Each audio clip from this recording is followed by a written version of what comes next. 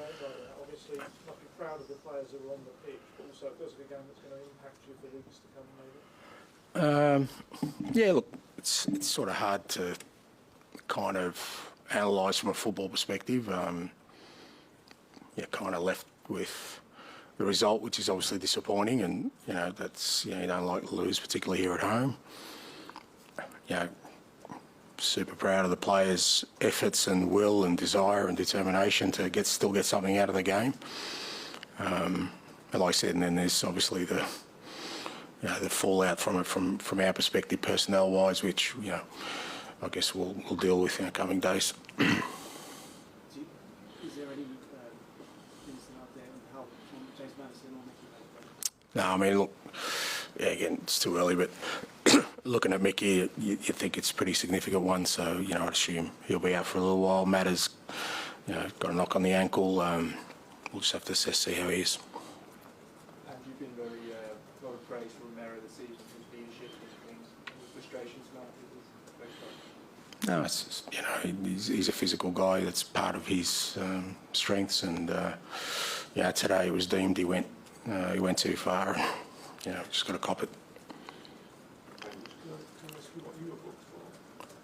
I think it was when the linesman sort of didn't put his flag up when I thought he was closing down Vic and he was offside, and I think I went outside my technical area, which is fair enough.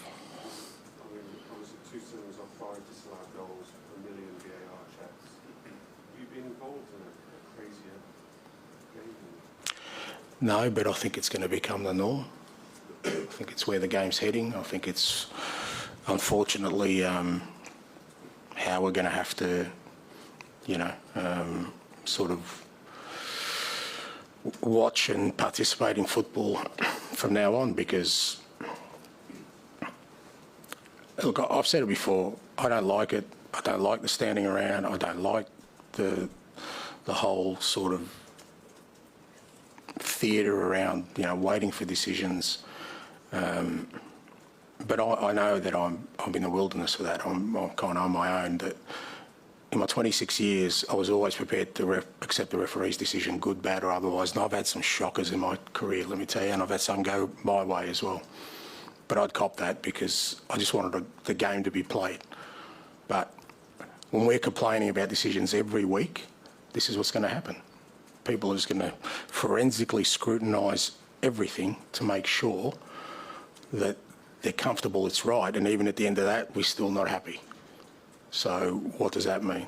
Well, that means that we're going to see a lot of standing around. And I just think it's just diminishing the authority of the referee. You can't tell me that referees are in control of the game now. They're not. The control is outside of that. So, but that's the way the game's going. So you kind of have to accept that and just try and deal with it.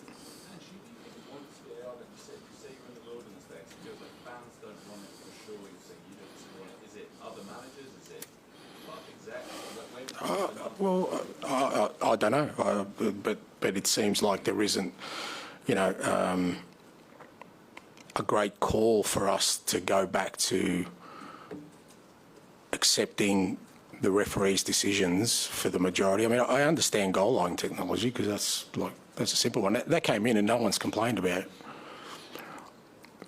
But in searching for this, like I said before, utopia of where there is no wrong decisions in a game, that doesn't exist. It'll never will. So, but that's the road everyone wants to go down. And like I said, some of it's self-inflicted because we all complain about decisions every week. That's not new. We've been complaining decisions. Like I said, I've been doing this for 26 years. I've had managers, and me included, complain about decisions in the past, but we got on with it. We didn't feel the need to, find some miracle cure for it. Now, like I said, I don't think that that's a viable option because we seem to have opened that door, allowed technology. Now we want transparency, I'll guarantee the next thing is we'll have referees mic'd up and explaining decisions. There's plenty of other sports you can watch referees do that. I don't think it's about football. But anyway, it's, like I said, I think I'm in the wilderness for that one. Do you think that the Premier League managers should get together through the LMA and try and teach referees how to referee a game? See, that's the problem. That's the problem. Premier League managers should just manage their football clubs. I've never, and I never will, talk to a referee about the rules of the game. I was taught that you grow up and you respect the officials. You know what managers do? I'll tell you what managers do, me included. We try and find ways to bend the rules, to get around them. Tell me what the rule is, and I guarantee you'll have a room full of managers processing how can I get around this. We're not the right people. And I get that people keep saying that. I don't agree with it. What I want is the best officials, always been upskilled to officiate the game. But I think it's so hard for a referee to officiate these days. Their authority is just constantly getting diminished. I just don't know how. Like I said, I grew up afraid of referees. They're a bit like policemen, you know. But nowadays, I guess we talk back to policemen as well. So maybe it's just, like I said, I'm old school, mate. So I'm a bygone era, and I just love the purity of the game. But that's not what's going on. And I've got part of this is my problem. I've got to embrace it and find a way to work with it. But it goes against everything I want to try in my team. I want my team to play fast, attacking, high tempo, go out at football. If we get a red card and it's a penalty against us, so what? Let's cop it. Let's go again. But then we have to stand around for 2 minutes to figure out whether something was offside or not. Let the linesman make a decision. Remember, it used to be the benefit of the doubt. Do we all remember that? To the striker. We all lived with it. The game didn't collapse. But like I said, I'm like an old man shouting at the clouds, mate. And you know, I'll cop it for that. But that's who I am. Okay, we'll leave it there. Thank you. Thank you.